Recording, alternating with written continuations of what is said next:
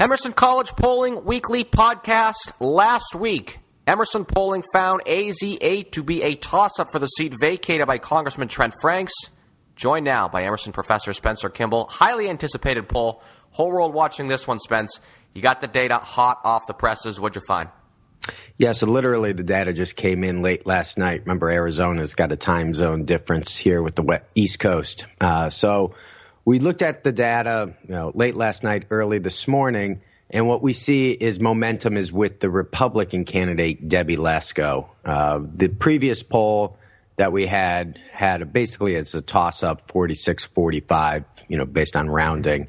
This new poll has the Republican pulling away by about 5-6 points. It's now 49-43 in favor of Lesko, which is still within the poll's margin of error, but certainly a concern for the Democrat Tipirneni, who is trying to upset this race. Yeah, she can still win this, and as you stated, it's still within the margin of error, so it is very close. Oh, there you go. Prediction time. I'll put you on the spot.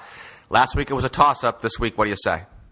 Well, we're looking at turnout, and that's going to be the major factor in this race. Last week, we were using registered voters in the district as our baseline for what we projected as turnout. So, for example, 25% of the district is registered Democrat, 41% of the district is registered Republican.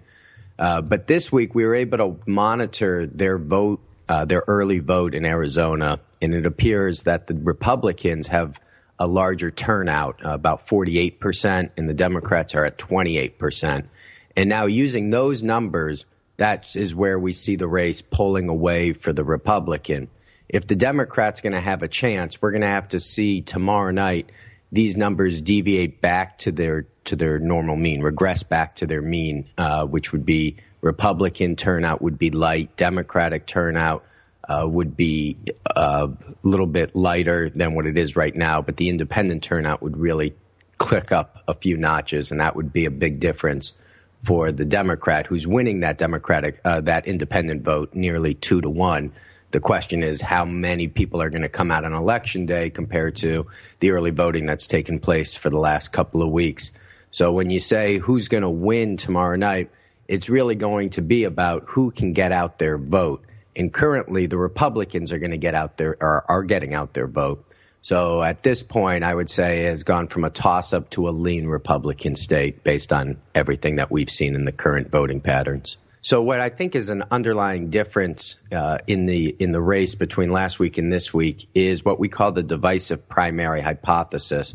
You got to remember when Lesko won this primary a couple months ago, she won with 36% of the vote. There were multiple Republicans that were in the 20%.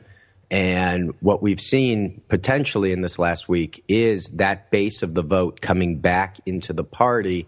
And that's what's giving Lesko that bounce here in the final week, as opposed to Tipirneni, who was able to win pretty comfortably with 60%. Her opponent was an underfunded candidate, but did fairly well. But I think that the Democrats have their common enemy in Trump, and so they're going to get out their vote based on just that. The Republicans have a little bit more infighting in this race, and I think it took a little bit more time for them to coalesce around Lesko. But if that holds, then I expect to see Lesko perform well on Tuesday night. Emerson College Professor Spencer Kimball. Subscribe to Emerson College Polling Weekly on iTunes, Stitcher, and the CLNS Media Network mobile app.